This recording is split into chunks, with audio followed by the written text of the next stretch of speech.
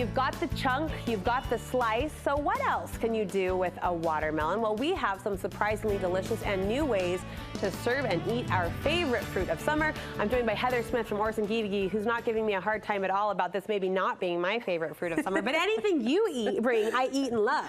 So we're going to incorporate some flavors today that if watermelon is maybe not your first pick, hopefully we can convince you to come back over. You've dressed it up. You've gone kind of you've made it fancy. You've made the watermelon fancy. Show us how to pull this off. Well, you kind of start with a few things. I know that a lot of people have a lot of wives' tales when they go to pick out a watermelon. You knock on it. They knock on it. A lot of people look for the yellow spots because that means the sugar has kind of settled in there as it's sat, as it's grown. Candace's husband was just saying like, oh yeah, I look for the most scratches. So kind of the ones that are like a little more scratched and beat up, means the bees have attacked it, so you know that they're attracted to it. Yeah, so you kind of have to go through.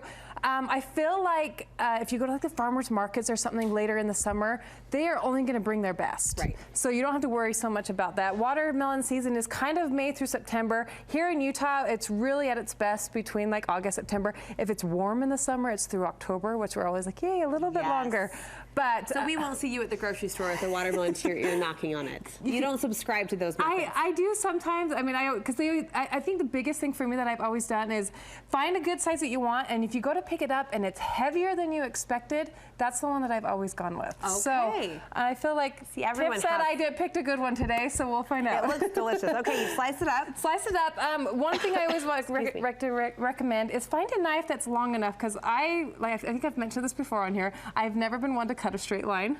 And so if I find a long enough knife that's got a good blade, I can just kind of go all the way across, because I know sometimes people are like, oh, I'll just take a chef knife, but it only meets in the middle. So by the time I get around, I've got like a skewampus wedge that I'm like, oh, so I mean, you can come back and cut it off. Sure. But I like to start with a good, and then a good cutting board. These have the ridges around there, so the juices can kind of stay in there, not go over your cutting board. If you don't have something like this, you find a cutting board that'll fit inside like a cookie sheet or something that keeps kind of the juices around. All right, time out. Tiff, I'm going to bug you for some water. Can I grab some water? We've got watermelon. I'm about to have a coughing fit over here. Keep going. Keep going. So then we're gonna start with the pizza. So this is, we've just cut this into a, yes, we've cut this into a wedge, and we're just gonna slice it into the different. Thank you, Tiff. You can do it into sizes that you are gonna want, but we like to do 4 because who wants something smaller than that? Because give me a big slice of watermelon pizza. And then we're gonna take some coconut cream. You can buy this already coconut cream like in the Asian section of the grocery store. It's a little bit thicker than coconut milk, but it's got a good sweet taste to it. If you're wanting something with a little bit of tang or something, go ahead and use like a Greek yogurt.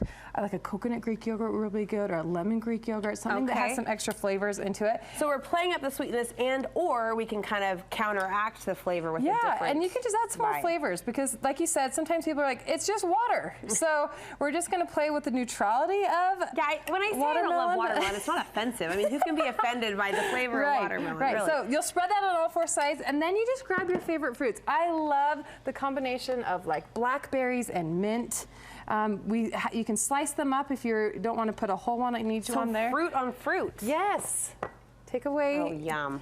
If you want to get really fancy, some prosciutto would be really good with that. Yeah. Mix that with that. Some grilled peaches. You can really spice it up and do something like that. This is fun. It becomes a vessel. It becomes a food vessel. Yes, and it becomes interactive. So you have the wedges ready to go. People come, they can decorate their own, and then you're ready to go. Look how gorgeous. I mean, you've done the blueberries, you've done the raspberries. I'm on board with that. Yeah, we even have like apples, pineapple. Do you know what I mean? So grab some of your favorite fruit, put it together, and then you've got a great way to do a fun dessert that's not cake or cookies or something like that. I love that. It layers the sweetness. What if we want to go for more savory? So a great appetizer idea is to do, you kind of like your twist of a caprese salad or something like that, but we're going to take out the tomato and put in watermelon.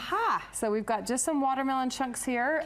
Also, you can mix it with basil if you want, or if you like that mint flavor, you can put that all together with that. So I like to just mix any combination. If you're gonna have them stand up, put the watermelon on the bottom. If you're just gonna lay them flat, you can do them any way. This is pretty too. I mean, for a party or a soiree of some sort, of baby shower. And if you've got balsamic at home already, or else the grocery store has it in like a reduction, so it's a little bit thicker than regular. You just drizzle that on there. Oh my gosh. And you're ready for May I? Please. May I, in your honor? This is like the second big bite of the week I've taken. Look away if you must, but here it comes. Did we convince you to come back over to watermelon? It's really good. Okay. I like the savory a lot. It's good, huh? I do. But one thing I also love to do is just put a little good sea salt on watermelon. It enhances those flavors. Salt. It gives it. My mother-in-law, hi Lisa, she convinced me when we were dating. I was like, oh my gosh, that's so weird. And then I saw her do it and tried it, and I will never go back. See, in my family, we put salt on green apples. Yes. Right? That kind of plays up the flavors that you're after. So you'll love it. All right, great ideas. Great ideas. Thank you so much. You'll find more fabulous food inspiration, of course, over at the store or Singigi. You just wrapped up the most amazing grilling event. It looked fantastic. We're still tired. How are you going to do the next one? What's on We schedule? have a lot of cake this summer, but we're also throwing some fun baking classes and just trying to convince people to go out and cook. So it's fun to still cook even though it's warm in the kitchen. What's your website? Gigi.com, G-Y-G-I. We'll link you over from our website. Thank you, my friend. Thank you.